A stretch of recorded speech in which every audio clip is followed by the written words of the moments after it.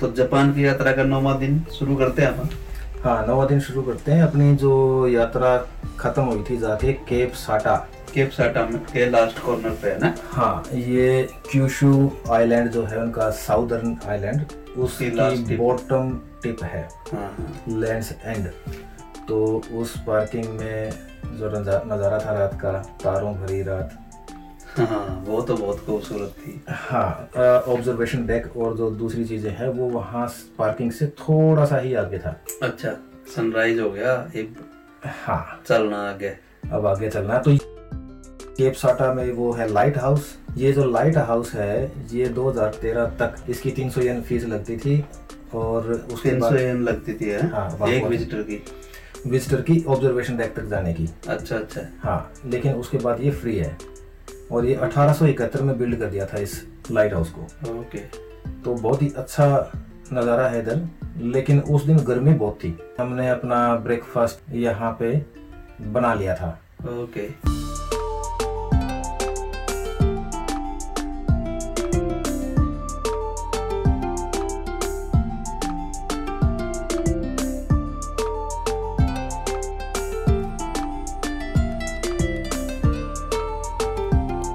तो ये light house के नज़दीक ही बोटिंग कर रहे हैं लोग, कुछ लोग फिशिंग भी कर रहे थे। कुछ शिप आते जाते हुए दिखाई देंगे। तो कुछ क्लिप्स, फोटोज वहाँ बैठे बैठे फुर्सत के क्षणों में। ये डेक पे पहुंच रहे हो कि उससे पहले? उससे पहले ही है, ये पार्किंग का एरिया है। अच्छा। हाँ, यहाँ से भी आप व्यू कर सकते हो ऑब्जर्वेशन डेक को और लाइट हाउस को। ओके।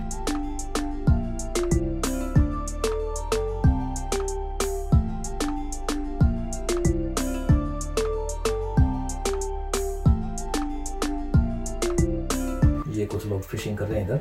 हाँ, ये शायद बोट से ही पहुंचे किनारे पे हैं। हाँ, बोट से ही पहुंचे होंगे। ये लाइट हाउस के बिल्कुल नीचे का है। एक ये बैनियान ट्री है, काफी पुराना।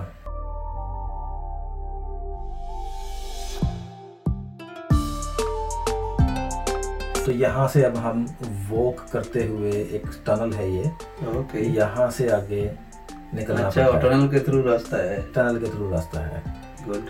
ऑब्जर्वेशन डेक की तरफ। गाड़ी नहीं लेके जा सकते टनल? गाड़ी नहीं लेके जा सकते उधर, क्योंकि वहाँ रास्ता कम, बहुत जगह थोड़ी होगी ना। सीढ़ियाँ हैं। उसके बाद अब जैसे यहाँ सिटिंग एरिया है छोटा सा, हाँ। यहाँ से पेड़ियों से नीचे निकल के इधर ये माटी का कीड़ा है तो। हाँ, ये है केचुआ। हाँ। अर्थवॉर्म।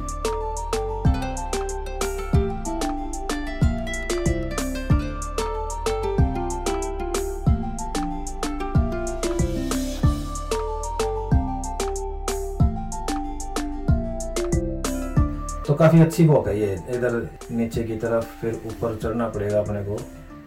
तो लगभग 20-25 मिनट की वॉक है एक तरफ की। ओके। उस पे लाइट हाउस पे पहुंचने की। लाइट हाउस तक तो नहीं जा सकते हम, क्योंकि बीच में समुद्र आता है। अच्छा। हम सिर्फ ऑब्जर्वेशन डेक तक ही जा पाएंगे। ओके।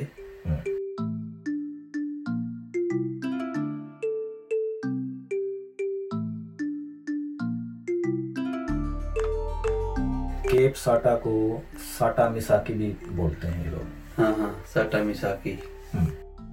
इधर है ये केकड़ा। ओ, ऐसा लग रहा है जैसे नाराज हो ये। आंखें देख इसकी।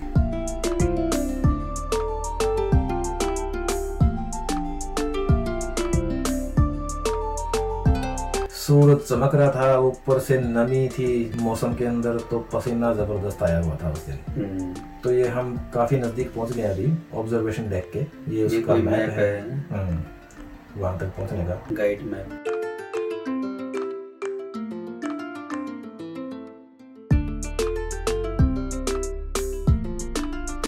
ये पेड़ियां बना रखी हैं इधर। हाँ, ये ऊपर जैसे हम एक बार नीचे तो आ गए हम, अब हम जा रहे हैं ऑब्जर्वेशन डेक की तरफ, ऊपर की तरफ। ओके। तो लाइट हाउस कीपर है वेल ऑर्गेनाइज्ड, काफी साफ सुथरा और सेफ था उधर जाना। हाँ।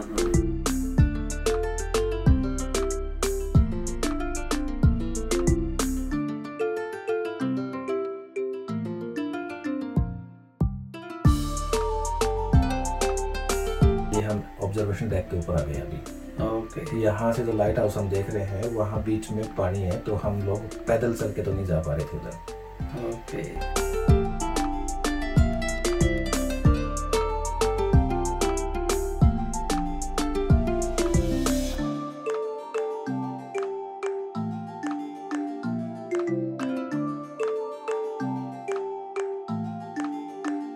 ये यहाँ लिखा हुआ है जैसे Satamisaki. Southernmost point of mainland. Japan. तो ये हद है जापान की मेनलैंड की यहाँ पर।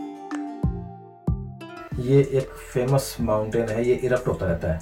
अच्छा, खुद ही हाँ जी, लाइव वोल्केनो हो गया, समझ लो। लाइव वोल्केनो है, ऐसा कुछ है ये।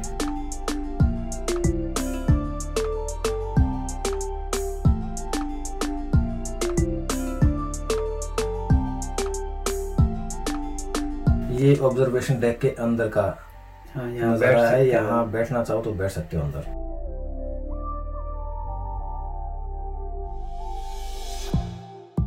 Cape Sata. Welcome to Cape Sata, Japan's mainland's southernmost point.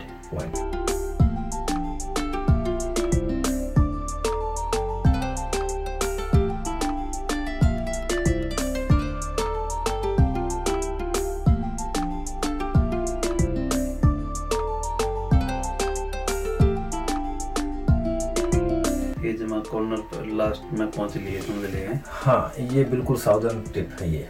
इसके आगे धरती खत्म है। टोपियों का स्टाइल देखो छोड़ेगा।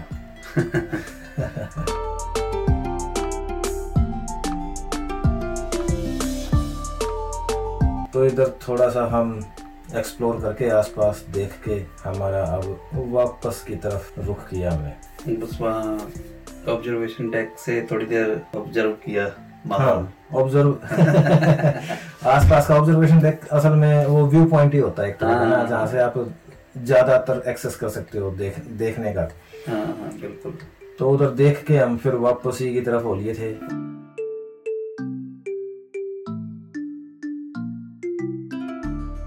उधर एक श्राइन भी थी छोटी सी कोई। अच्छा। रास्ते में जब हम वापस जा रहे थे तो उस श्राइन के भी हम दर्शन करते चले।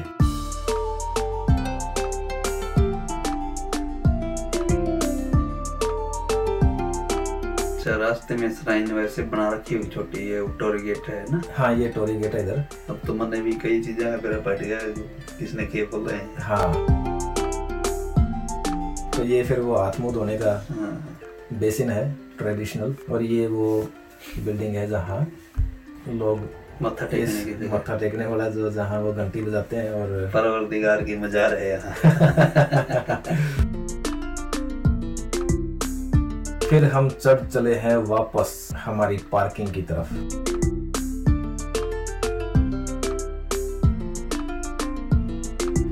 किलिया है वो। किलिया सा है ये, कुछ सांप की बामनी हो रहा है, क्या हो रहा है। हाँ हाँ।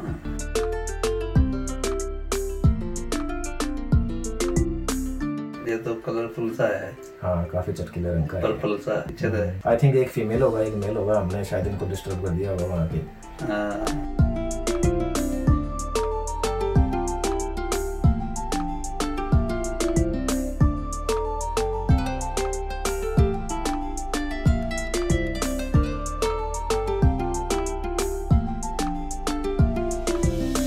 तो एक अलग सी चीज थी यहाँ पे, जैसे ये जो पेड़ हैं काफी कमजोर हो गए हैं, ये अपने आप में खड़े नहीं हो पा रहे थे, तो इनको सपोर्ट दी गई है। अच्छा। ये बाम्बू से जो लगा रखे हैं गले इसके। हाँ।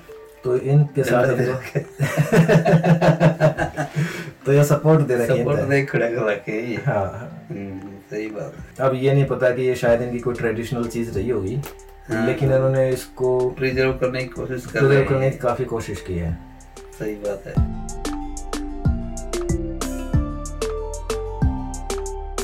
और फिर उसी सुरंग से हम वापस चल पड़े हैं हमारी पार्किंग की तरफ।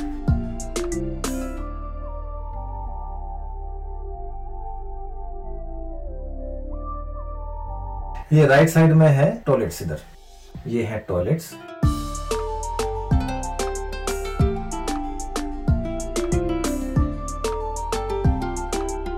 हम चल पड़े हमारे अगले सफर की तरफ। अगला सफर किधर का है? तो नागासाकी जाना है? नहीं, नागासाकी की तरफ ही हम जा रहे हैं, लेकिन अच्छा। हम नागासाकी तक आज रात पहुंच नहीं पाएंगे।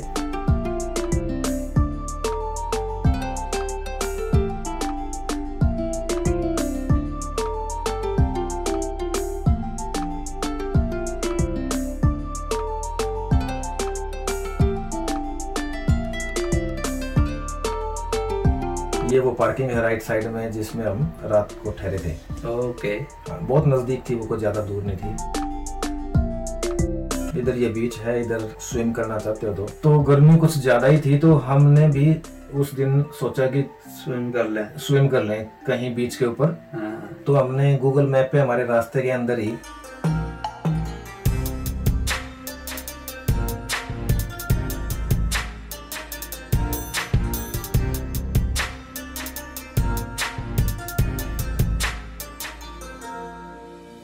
काफी रास्ता तो ये कोस्टल ही है इधर।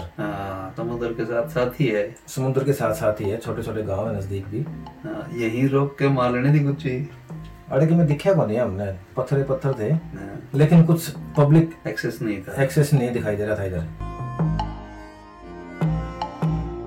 ये पेट्रोल पंप आ गया। हाँ जी, पहले पेट्रोल डलवाया इधर, ये ही खुला था 9 बजे से पहले कोई खुला ही नहीं था पेट्रोल पंप कोई। और यहाँ भी तेल महंगा था दूसरे पेट्रोल पंप से। अच्छा, वहाँ भी अलग अलग रेट है। अलग अलग रेट है अलग अलग जगह पे।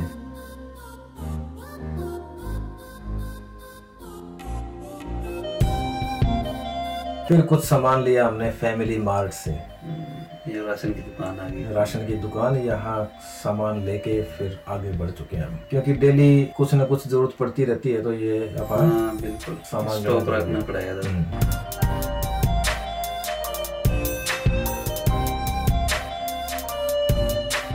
ये काफी अच्छी ड्राइव थी इधर। ड्राइव अच्छी है, कोस्टल ड्राइव।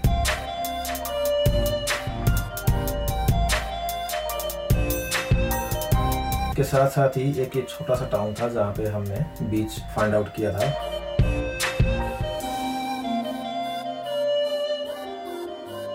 हमने जीपीएस में लगा ही लिया था। और ये आगे हम ये राइट साइड में जो पार्किंग है, सामने बीच है, इस पार्किंग में लगा के हम बीच की तरफ चल पड़े अपने तौलिए तालिए ठाले।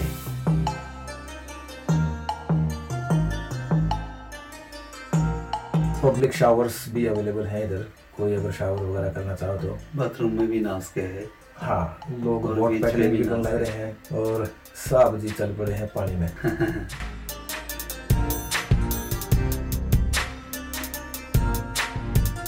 हाँ जी, तो हम सारे और तो नहाना है। हाँ, सेफ था इधर। साफ था पानी साफ है, बिल्कुल साफ है पानी। वहाँ के बीच साफ है, लेकिन थोड़ा सा ये है कि शहर के बिल्कुल सटके हुए हैं। जैसे न्यूजीलैंड में है ना कि ग्रीन ही ग्रीन है चारों तरफ। ये शहर के बीच में होगा, मिशन बे की तरह होगी। हाँ, ये मतलब छोटे और शहर के साथ सटे हुए हैं।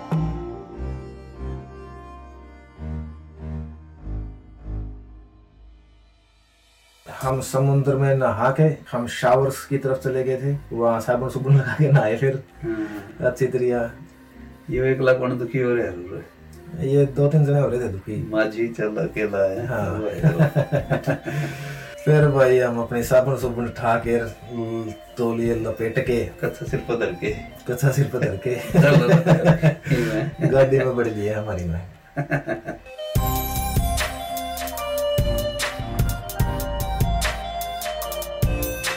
और छोरा जड़े भी देखा अगर दा वेंडिंग मशीन इसमें कोका खिंचाया करता है दुनिया नहीं है। यो जदे इसको नतीस ला गया कर दी कोका कोला जरूर पिया करता है।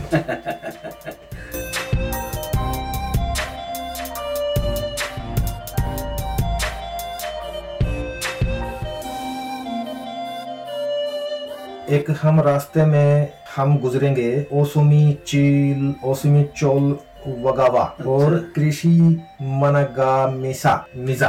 अच्छा, तो और 2-3 शब्द गाल के उनमें चटनी ही बांटते हैं, तो गैर से हो जाए इसमें तो।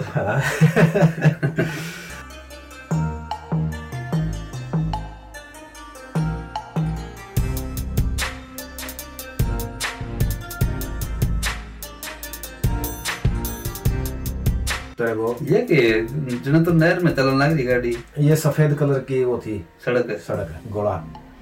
ये कुछ नू भी लागे जना नीची है सड़क नहीं। हाँ, नैरो सी थी, मतलब एक ही गाड़ी एक टाइम में जा सका थी।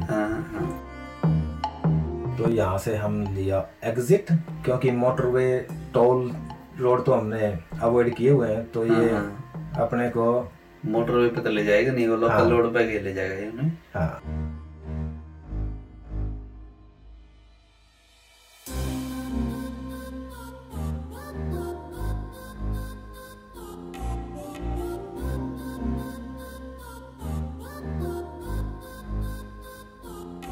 तो एक गजब की चीज दिखाता हूँ तेरे को। ये हम यहाँ हमने लंच ब्रेक लिया है।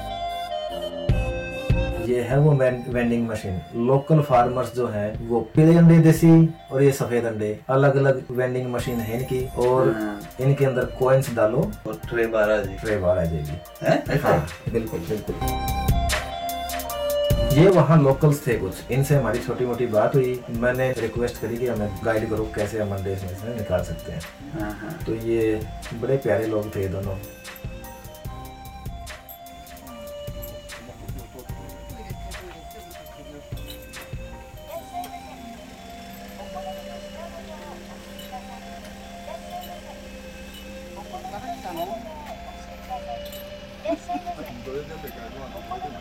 तो इस तरीके से ये पहले कॉइन्स डाले हमने, फिर ये बाहर आ जाती है, फिर ये अंडे की ट्रे अंदर आ जाती है और ये बेल बजेगी और फिर इसको खोल के ढक्कन से लो और निकाल लो अपने अंडे। ओके। ये जो लोकल फार्मर्स है ना वहाँ पे, वो लोग यहाँ पे ये वेंडिंग मशीन में डालते हैं। ओके। बजाय मार्केट में। और बहुत सारे लोग रुकते हैं यहाँ पे वेंडिंग मशीन से अंडे खरीदने को। एक तो अच्छी क्वालिटी के बड़े अंडे और सस्ते हैं दूसरी जगहों से। तो हमें जो, क्योंकि आज शाम को हमने एक फेरी पकड़नी थी, तो शिनमिनाटो कुमामोटो एक जगह है, वहां से हमने फेरी पकड़नी थी। हमें कोई प्रॉपर सी इंफॉर्मेशन मिल नहीं रही थी क्योंकि जापानीज बोलते हैं वहाँ पे लोग ज्यादा, बिल्कुल। और लोकल फोन नहीं था हमारे पास, हम सिर्फ व्हाट्सएप वगैरह यूज कर पा रहे थे। ओके। तो ये जो जोड़ा था इनसे हमने हेल्प ली कि भाई तुम हमारे लिए वो बुक कर सकते हो क्या, क्रेडिट कार्ड वगैरह हम प्रोवाइड कर देंगे। तो इनको भी कुछ ज्यादा समझ में नहीं आ रही थी मेरी बात, तो इन्होंने फिर बात करवाई। इनके ही कंपनी में कोई भाई साहब थे, डॉक्टर या अनवर मोहम्मद, तो उनसे बात हुई। उन्होंने फोन किया उधर फेरी टर्मिनल पे, तो उन्होंने मुझे गाइड किया कि तुम जाके, तुम्हें प्री बुक करने की जरूरत नहीं है, you can board on the same time. Okay. और वो आज भी मेरे कांटेक्ट में है, he is very nice guy.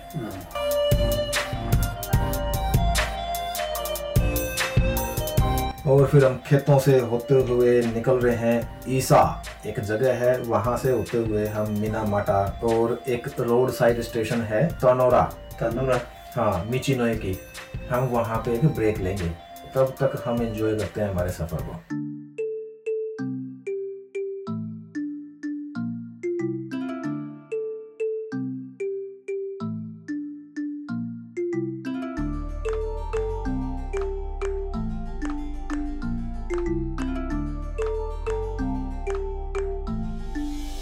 रास्ता ये भी काफी अच्छा था, काफी हरियाली, खुले रोड, फास्ट रोड।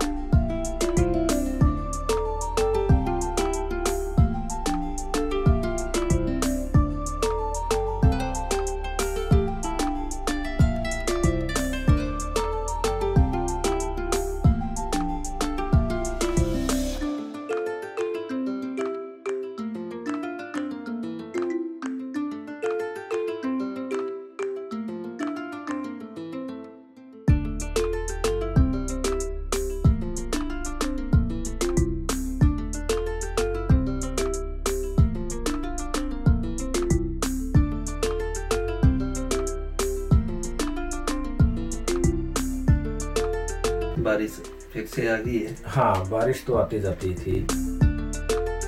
अभी हमने एग्जिट ले लिया है रोड साइड स्टेशन पे, मिचिनोए की तानोरा कोई जगह है उधर। तो उधर हमने एक ब्रेक लिया, वहाँ कुछ चाय नाश्ता करो, कुछ बैठो।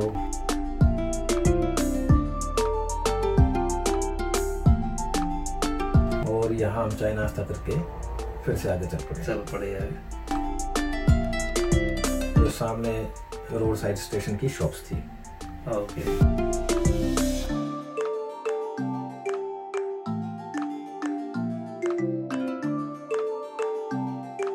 अब हम नजदीक आ चुके हैं कुमामोटो एरिया के अंदर, और ये जो एरिया है ये आपको लेके जाएगा कदे पुल के नीचे को, कदे खेतामा को। और रोड भी ठीक ठाक सी कंडीशन है रोडों की इधर, अदरवाइज तो हर जगह अच्छी है, लेकिन यहाँ थोड़े से रोडों की कंडीशन एवरेज है। सरकार में कम प्रतिनिधि होंगे, सरपंच को नहीं होगा इस गांव का।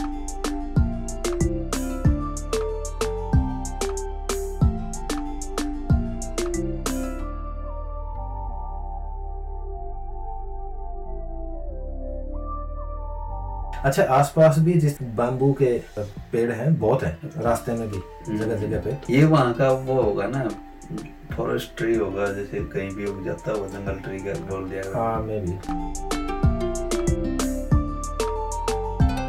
ये पुल पार करके लेफ्ट साइड में देखेंगे अपन तो ये दलदल है। अच्छा। हाँ, और अजीब से सरकंडे से निकल रहे थे अंदर से ना, जैसे अपने को दिखाई दे रहे हैं सामने। हाँ हाँ हाँ। तो ये पार करते ही फेरी टर्मिनल है इधर। ओके। तो यहाँ ये भाई साहब बड़े चौकन्ने थे जो उनसे ड्यूटी पे थे। हाँ,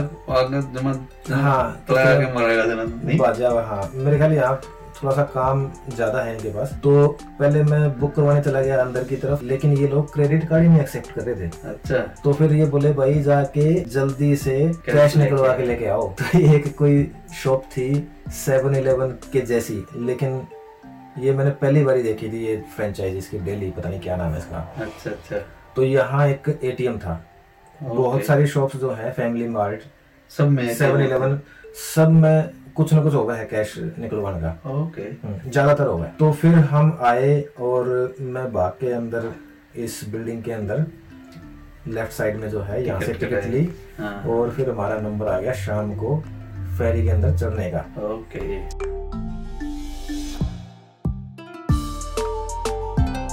और हम अब जा रहे हैं बोर्डिंग करने। जैसा हमने देखा था ऐसे ही गाड़ी समेत चढ़ जाओ अंदर।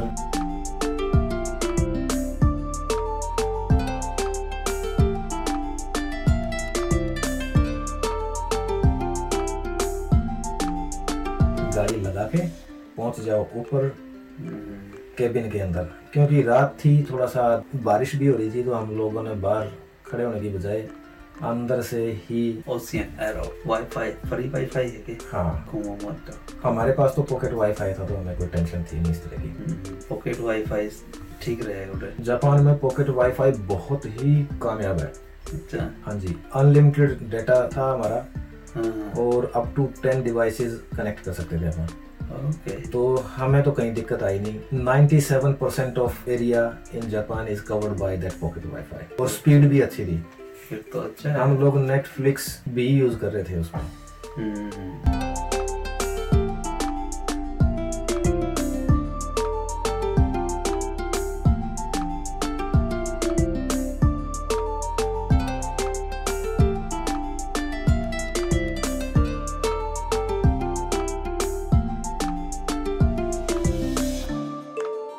और जैसे ही हमारा सफर खत्म हुआ, हम वापस बैठे हैं गाड़ी में और अपनी बारी का आने पे रात हो गई। यहाँ रात हो गई अभी।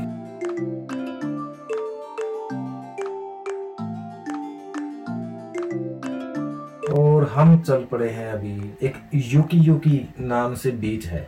अच्छा। उस बीच पे जा रहे हैं हम। हमने सोचा कि वहीं पे ही डेरा डाल लेंगे। हाँ।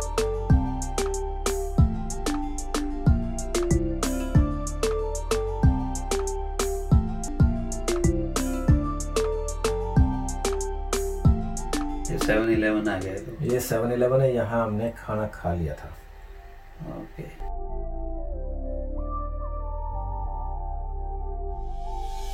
और अभी हम जा रहे हैं यूकी की तरफ। ओके।